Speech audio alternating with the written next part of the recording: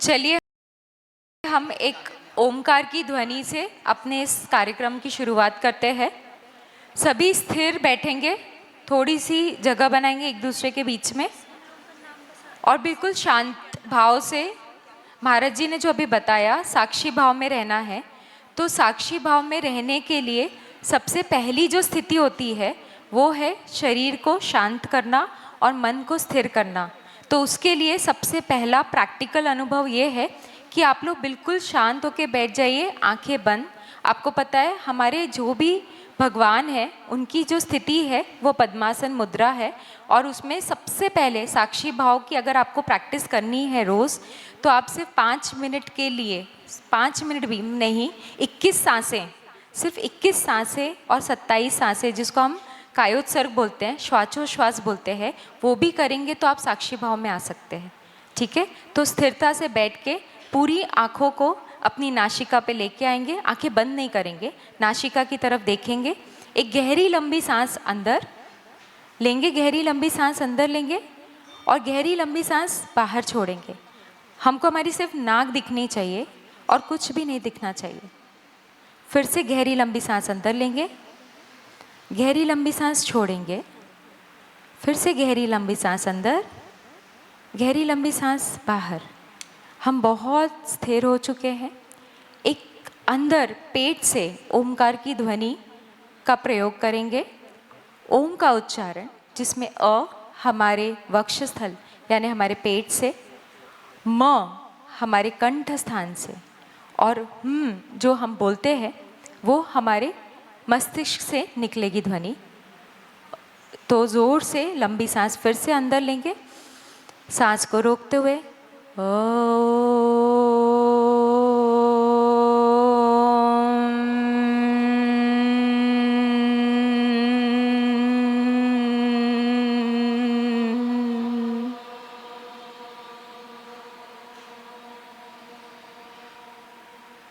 पुनः एक बार लंबी गहरी सांस अंदर,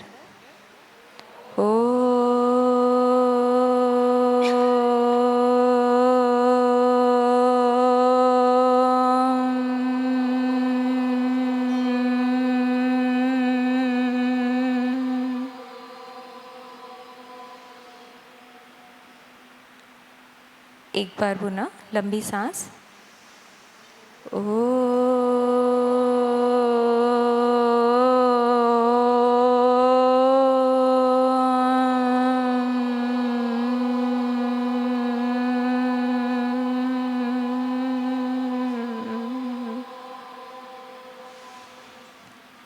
धन्यवाद। सभी लोग स्थिर हैं, मन शांत है। हम सभी महिलाएं हैं यहाँ पर। क्या कोई मुझे हाथ उठा के ये बता सकेगा कि सही में क्या हमने नारी को अपनाया है? प्रश्न समझा? क्या हम सही में नारी हैं? नारी हैं सभी? 100% अग्री? पर क्या हम मन से और अपने विचारों से इस नारीत्व को स्वीकार कर चुके हैं? 100%। 100%। आप सीए हो, सीए हो, है ना? क्यों कर रहे हो आप सीए?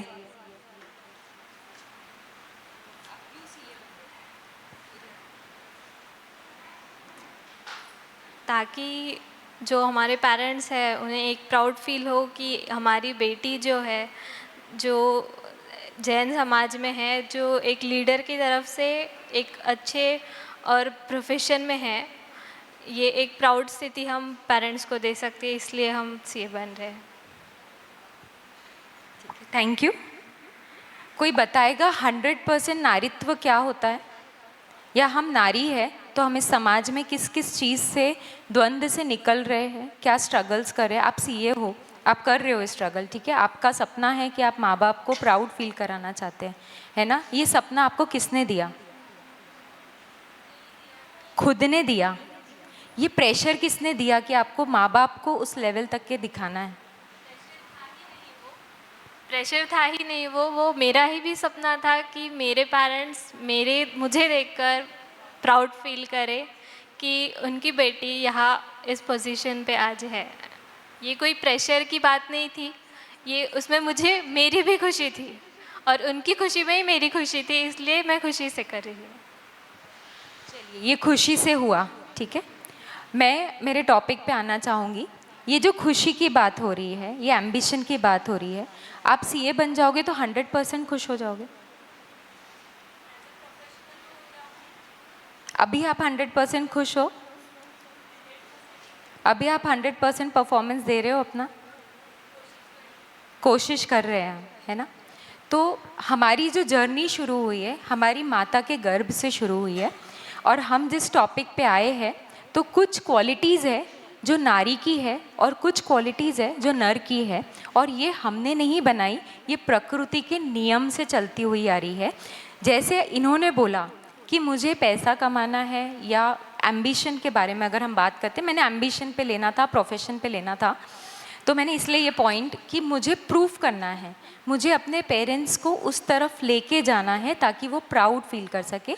और मैं भी एक प्रोफेशनल हूँ, इसलिए मैं इस प्रेशर को महसूस कर सकती। अभी आप प्रेशर में नहीं हो क्योंकि आप स्टूडेंट हो, पर जब आप परफॉर्मेंस पे आओगे और जब आपके ऊपर एक्सपेक्टेशंस का बोझ लादा जाएगा कि अरे हमने आपको इन्वेस्ट किया आपके ऊपर और अब आप हमको इनकम दीजिए, तब आप वो प्रेशर को फील करेंगे।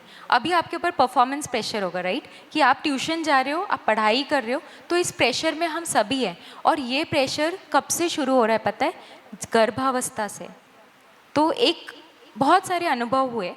अभी आपको पता है ना कि महाल पे एक हिंदू मुस्लिम का फाइट हुआ, उसका क्या विपरीत हुआ ये पता है आपको?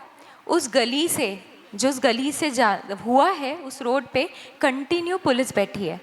तो एक लड़की को वहाँ से निकलने के लिए वो पुलिस को देख के लगता है यार ये जगह असुरक्षित है ना? तो वैसे ही जब एक माँ अपने बच्चे को गर्भ में लाती है, तो वहाँ से उसकी भावनाओं की शुरुआत होती है। क्या मैं अपने बच्चे को जो जन्म दे रही हूँ वो सुरक्षित रहेगी? आप मुझे बताइए, सभी माएँ हो, सबकी बेटियाँ हैं, आपकी बेटी अगर आज उस जगह से 10 बजे रात को निकलने की परमिशन मांगे तो आप दोगे? क्यों नहीं दोगे? क्या हर लड़की के साथ वो घटना हो रही है? हमने ये वीर वीरांगना प्रोग्राम जब किया तो मुझे पता है हमने कितने स्ट्रगल्स किए। बहुत प्रश्न आए कि लड़कियों को ही क्यों संस्कार देना है, लड़कियों को ही क्यों आप पकड़ रहे हो, लड़कों को क्यों नहीं पकड़ते? क्या वो सुरक्षित है? मैं आपको बताऊं, न लड़के न लड़कियां, आप लोगों तक के शायद वो अनुभव आते ही नहीं है लड़कों के। हमने वो भी अनुभव देखे हैं कि लड़के भी सुरक्षित नहीं हैं, उनके साथ भी बुलिंग होता है, उनके साथ भी टॉर्चर होता है, उनके साथ भी सेक्सुअल हैरेसमेंट्स होते हैं। बस ये है कि लड़के उसको मजाक में लेके टाल देते हैं। ऐसा क्यों होता है? और लड़कियां उसको मेंटली इमोशनली लेके डिप्रेशन में जाती है और सुसाइड तक कर लेती है। सोशल प्रेशर, ठीक है? तो वैसा ही एक नारित्व को रखने का एक सोशल प्रेशर हमारे अंदर भी है। बहुत छोटा सा एक और एग्जाम्पल दूंगी। मैंने महाराज जी से उस दिन डिस्कस किया। महाराज जी, एक समय था जब हर एक चौक पे पान ठेले हुआ करते थे और लोग मज़े से वो पान खाते थे, और हर एक चौक पे अभी एक फेमिनिटी सेंटर खुल गया है जो इनफर्टिलिटी सेंटर के नाम से है। ऐसी क्यों ज़रूरत पड़ रही है हमको? किसी ने सोचा है? पहले हमारी जो माताएं थीं जो इस उम्र तक के आ चुकी हैं, तो वो जानती हैं कि उनका शरीर 10-10, 12-12 बच्चे पैदा करने की क्षमता रखता था। हम एक बच्चा भी नॉर्मल नहीं कर पा रहे, यानी हमने प्रेगनेंसी, मेंस्ट्रुएशन, ये जो नॉर्मल चीज़ें हैं उसको भी एबनॉर्मल बना दिया। ये सिर्फ हमारी विचारधारा से। तो जो हमारी विचारधारा है, ये जो सोशल प्रेशर है, नारित्व का प्रेशर है, ये सब हमारी विचारधाराएं हैं जो हमारे हॉर्मोन्स को बदल रही हैं, ठीक है? मैं सिंपल एग्जांपल लूँगी। अगर आज यहाँ पर, जैसे महाराज जी ने बोला, होप के बारे में बताया, एक पॉजिटिव एटीट्यूड के बारे में बताया, स्ट्रेस हैंडलिंग के बारे में बताया, तो वैसे ही हमारे बहुत सारे फीमेल कॉन्फ्लिक्ट्स होते हैं जिसको हम फेमिनिज्म बोलते हैं, है ना? कि क्या मैं यहाँ से जाऊँगी तो सुरक्षित रहूँगी? मैं मंदिर में अगर ऐसे खड़े हो गई तो लेडीज़ मेरी तरफ देखेगी, साड़ी व्यवस्थित है कि नहीं, पल्लू सर पे ढका है कि नहीं? और शायद हम इन सब चीज़ों में ही फंस रहे हैं। मैं जाऊँगी बाहर तो कोई बुली कर देगा, किसी ने देख लिया तो, मेरी फ़ोटो किसी ने खींच ली तो, किसी ने मेरे बारे में क्या इम्प्रेशन लेके जाएगा मैं अगर बोलूँगी तो।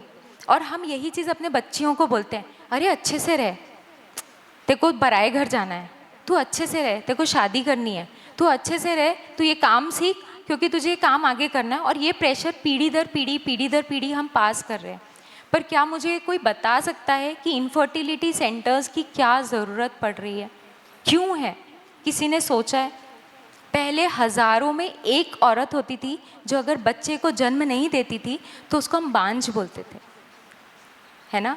और उसके ऊपर भी सोशल प्रेशर होता था। और आज अरे कोई बात नहीं, बच्चे नहीं हुए तो अब तो शौक है, because plants are your friends and all the dogs and animals और योर चिल्ड्रन। तो वो कल्चर में है हम। डिंक के कल्चर में है डबल इनकम नो किड्स। आपको पता है ये वाला कंसेप्ट?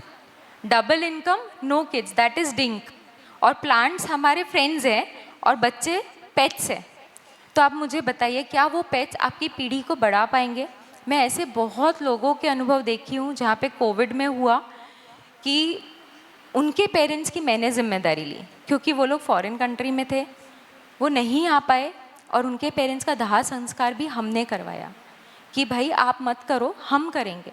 तो ये सब चीज़ें अगर आपको इनसिक्योरिटी दे रही है तो ये सब आपके नारित्व पे अटैक कर रही है।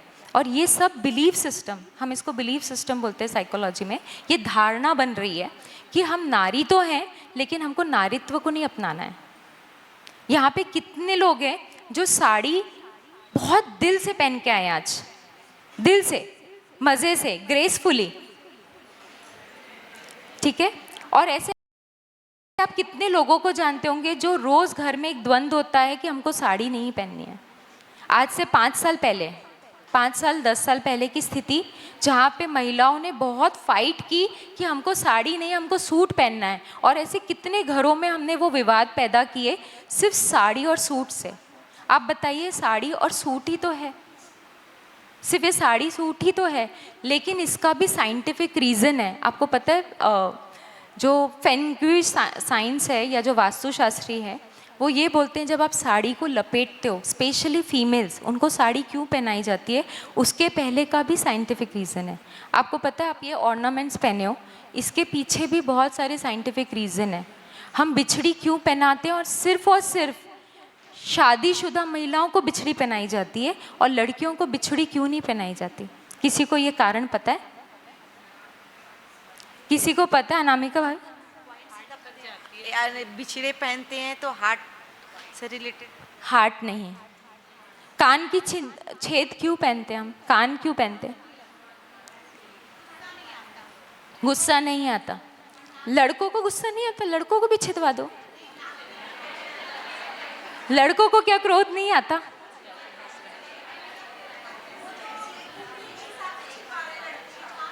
लड़कों के लिए तो कुंडली के हिसाब से उनके ग्रह वगैरह के लिए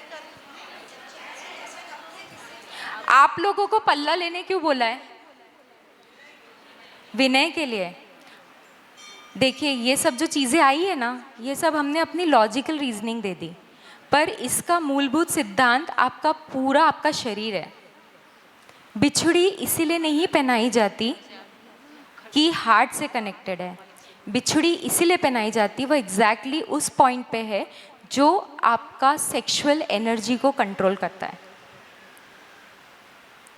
एक महिला की जो शारीरिक संबंधित प्रॉब्लम्स होती है, पायल, बिछड़ी, कान के पॉइंट्स, ज्वेलरी, ये सब जहाँ जहाँ है, करधोना पहनते थे लोग, जितने लोग करधन पहनते थे उनको कभी मेंस्ट्रुअल प्रॉब्लम्स नहीं हुई, कभी नहीं हुई।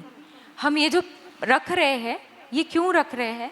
क्योंकि जो महिलाओं का शरीर है वो शरीर ऊर्जा में मेल्स के शरीर से बहुत अलग है ना? हम मेंसेस में, आपको पता है सबको 7 चक्र है। जब हमने ओम की ध्वनि निकाली तो हमने इन 7 चक्रों को एक्टिवेट किया, है ना? तो ये जो ऊपर के चक्र है, तो जो लोग ब्रह्मचर्य में रहते हैं उनकी ऊर्जा ऊपर की तरफ है। इसीलिए ऑर्नामेंट्स की ज़रूरत ब्रह्मचर्य वालों को नहीं है।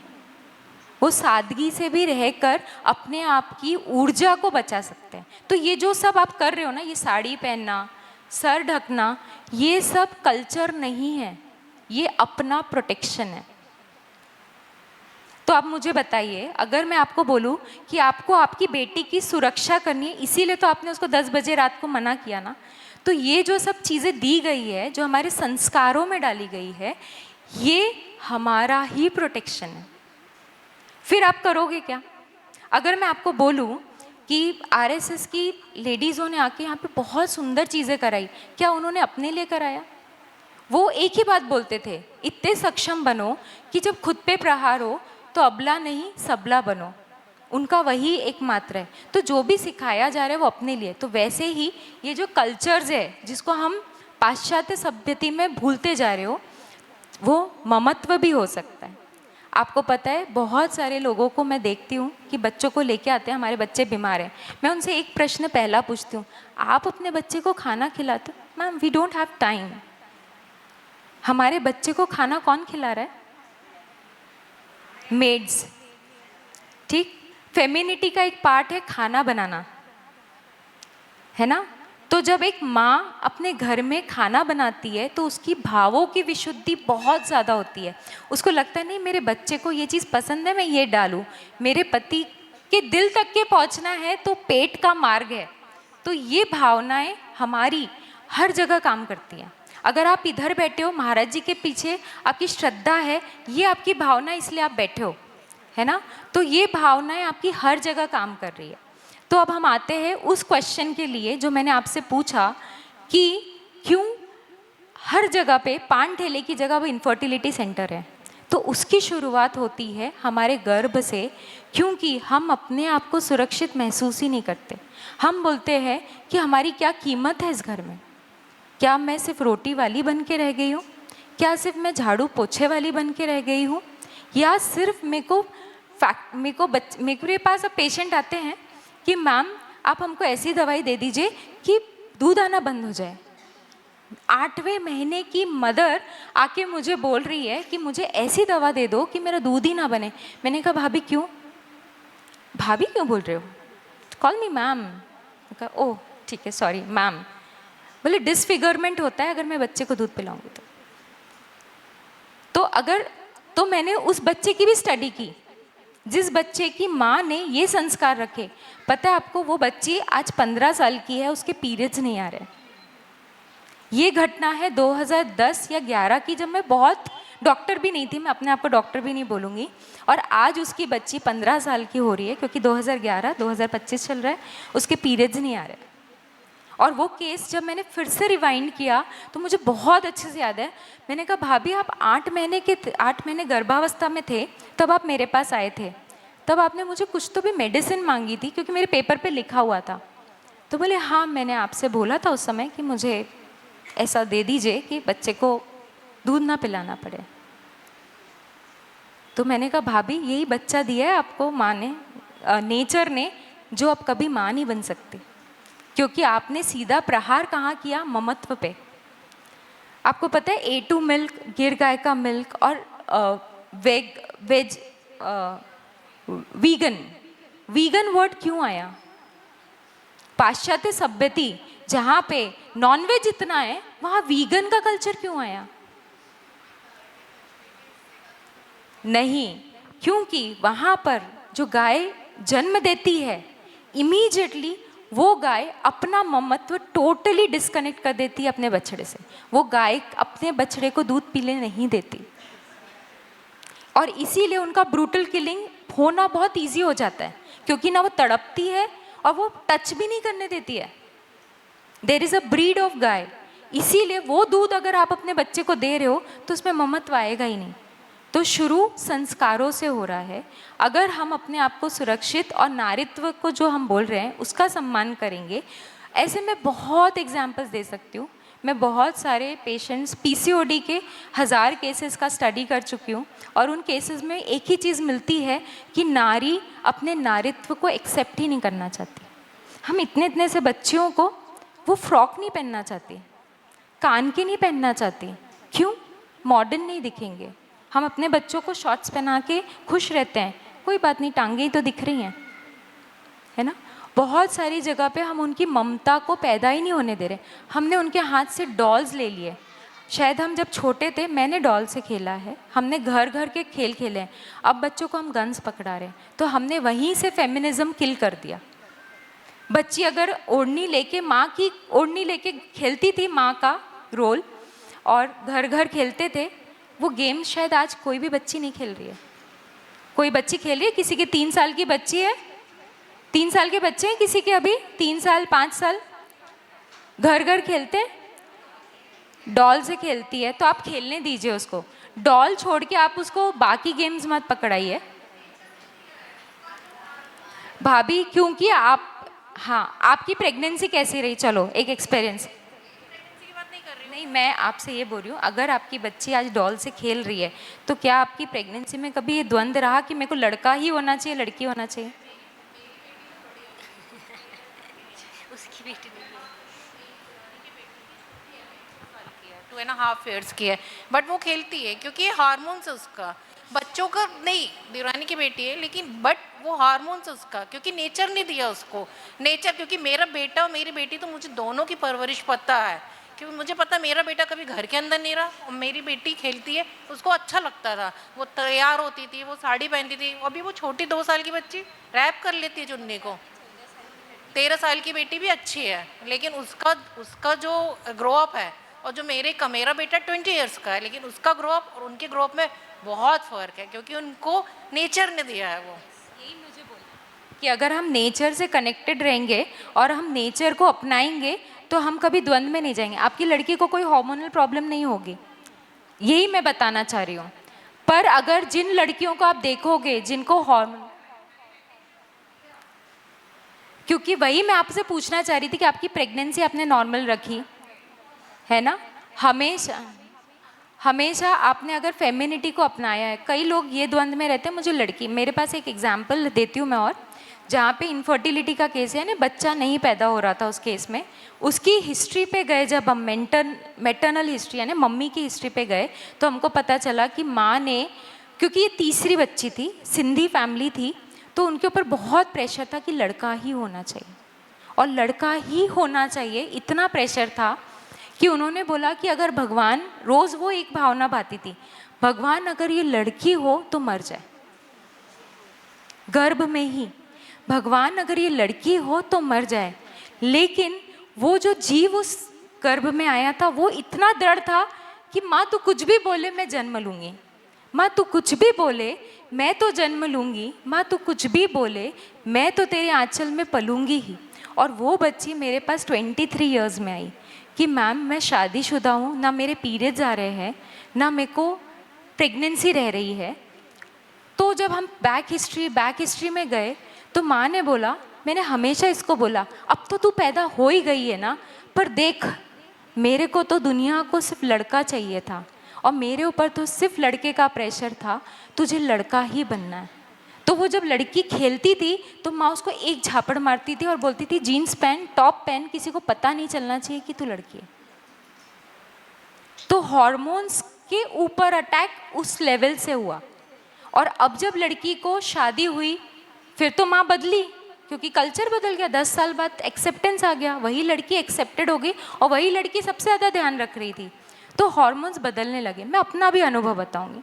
एक समय था जब बहुत प्रेशर आया लाइफ में, इतना प्रेशर आया कि मुझे लगा यार ये लड़के ही तो अटैक करते हैं, इन्हीं से कॉम्पीट करना है मुझे, इन्हीं को पीछे छोड़ना है मुझे, और इन्हीं के साथ, क्योंकि सारे लड़के हैं तो इन्हीं के साथ मुझे सरवाइव करना है। तो मेरे अंदर कंपटीशन बहुत आ गया। मुझे ऐसे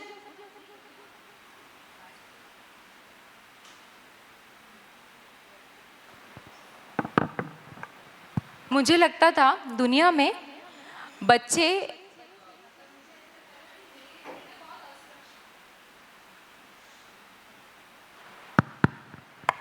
मुझे लगने लगा मैं बहुत असुरक्षित हूँ। उस समय 2010 या 11 में अगर मुझे किसी ने देखा होगा, ना मेरे चेहरे पे तेज था, ना रौनक थी, मैं कहीं खड़ी हो जाऊँ तो कोई मुझसे बात भी ना करे, क्योंकि मुझे खुद से घृणा थी, मुझे स्वयं से घृणा थी, मुझे खुद से एक्सेप्टेंस नहीं था। जो महाराज जी ने बोला कि वरी के पहले एक्सेप्टेंस लेके आओ, तो मुझे खुद का ही एक्सेप्टेंस नहीं था, तो मैं दूसरों से क्या बोलूँगी। मुझे खुद से प्रेम नहीं था, तो मैं दूसरे से क्या बोलूँगी कि आप मुझे प्रेम दो। मुझे खुद को देख के चेहरे पे ऐसे कभी आईने में लगता छी कितनी गंदी लगती हूँ मैं, कैसी तो भी दिखती हूँ। अब नहीं, जब से मुझे समझा कि खुद से प्रेम करना है, अपने नारित्व को अपनाना है, मैं सब चीज़ में बदली। और जिन लोगों ने मुझे एक माँ की तरह देखा है पलते हुए बड़े होते हुए, उन्होंने वो अंतर देखा है, वो कॉन्फिडेंस, वो सारी चीज़ें ऐसे ही नहीं आई। तो प्रॉब्लम सबकी लाइफ में है, पर प्लीज़ नारीत्व, अगर हम हॉर्मोन्स की बात कर रहे हैं तो हॉर्मोन्स हर दिन हर प्रॉब्लम के साथ बदल रहे हैं। जिनको पीरियड्स के प्रॉब्लम्स आ रहे हैं, प्लीज़ आप जाके देखिए कि कहीं ना कहीं आप वूम कॉन्फ्लिक्ट्स में हो। हम इसको वूम कॉन्फ्लिक्ट बोलते हैं या फेमिनिटी कॉन्फ्लिक्ट बोलते हैं। तो कहीं ना कहीं हम अपने बच्चों को, जैसे वो फीमेल का बताया मैंने, क्योंकि उसकी माँ ने उसको संस्कार किस चीज़ के दे दिए।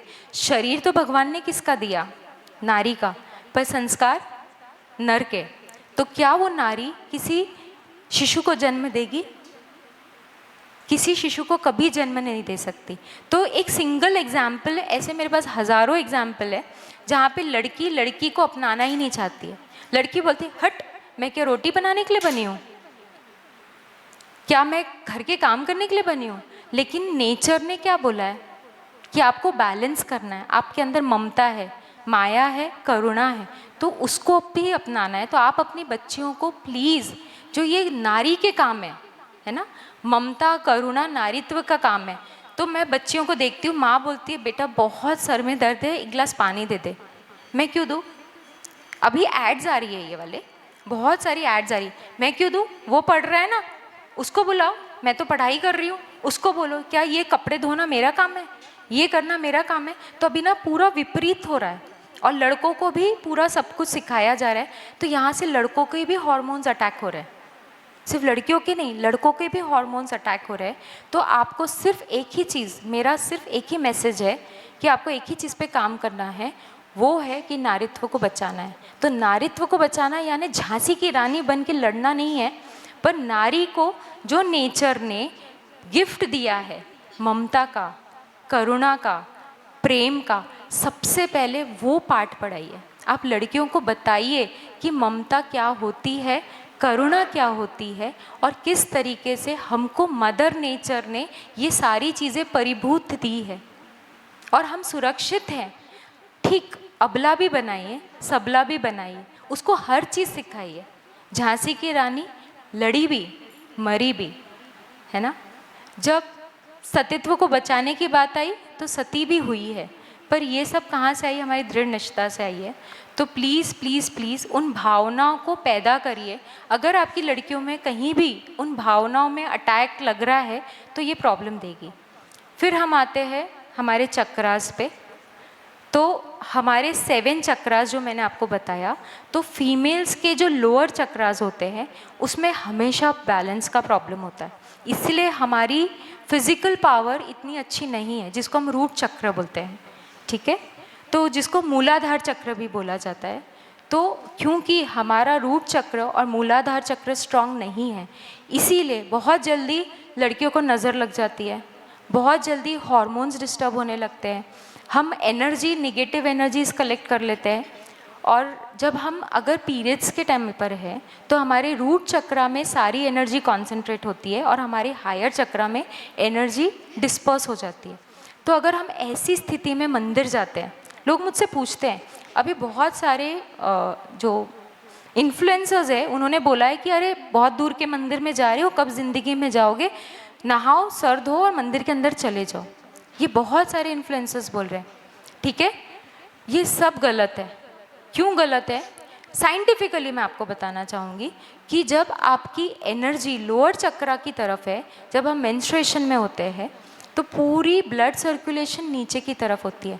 एग्जाम्पल दूंगी सिंपल, खाना खाने के बाद किसको नींद आती है? सबको नींद आती है। क्यों आती है खाना खाने का नींद? उल्टा तो अपन ने बहुत सारा खाना दिया है शरीर को, तो ऊर्जा मिलनी चाहिए। खाने के बाद नींद क्यों आती है? क्योंकि सारा ब्लड फ्लो जो है वो आपके स्टमक की तरफ जाता है और ब्रेन की पूरी एनर्जी स्टमक की तरफ जाती है। वैसे ही जब हम मेंस्ट्रुएशन की फेज़ में हैं तो हमारे पूरा ब्लड सर्कुलेशन और पूरा एनर्जी नीचे की तरफ है। और अगर हम जब मंदिर या ऐसे स्थलों में जाते हैं जहाँ पे ऊर्जा का प्रवाह ऊपर है, है ना, हम पिरामिड शेप में नीचे खड़े हैं। तो जब हम मेंसेस के समय, ऊर्जा के समय जब नीचे की तरफ है उसको विपरीत दिशा में लेके जाएंगे तो क्या होगा, सिर्फ और सिर्फ हमारे हार्मोन्स डिस्टर्ब होंगे और मेंसेस के प्रॉब्लम शुरू होंगे। तो प्लीज़ सबसे पहले अपने आप से प्रेम करिए और उसके आगे माता जी आपको और ज़्यादा डिटेल बताएंगी इस बारे में। मेरा समय हो रहा है, तो अगर आपको चाहिए कि मेंस्ट्रुअल के एक एक बीमारी का हमने स्टडी किया है और हर बीमारी के पीछे एक मेंटल रीज़न है जो हमने फाइंड आउट किया है। अगर आप लोग कभी चाहें तो डेफिनेटली हम ऐसे सेशंस ले सकते हैं आगे, जहाँ पे हर रीज़न लेंगे, यानी ब्लीडिंग क्यों हो रही है, स्पॉटिंग क्यों हो रही है, ब्लीडिंग हो रही है तो अनकंट्रोल ब्लीडिंग क्यों हो रही है। तो ऐसे बहुत सारे रीज़न्स हैं, हर चीज़ के रीज़न्स हैं, वो हम ले सकते हैं आगे। वो कभी विचार करेंगे, भाभी बोलेंगे तो डेफिनेटली वो सेशंस रखेंगे। सिर्फ आज एक ही मैसेज है, आपकी लड़की को लड़की की तरह बड़ा करो, उसको प्रेम, करुणा, वात्सल्य जो बोलते हैं उसमें परिपूर्ण करो। अगर आप कर रहे हैं तो बहुत अच्छी बात है, खुद को धन्यवाद दें और सबसे पहले खुद से प्रेम करें कि हम नारी हैं। और फिर नारी का सम्मान अगर आप समाज में चाहते हो तो पहले खुद का सम्मान करो, खुद से प्रेम करो, फिर दूसरे प्रेम करेंगे।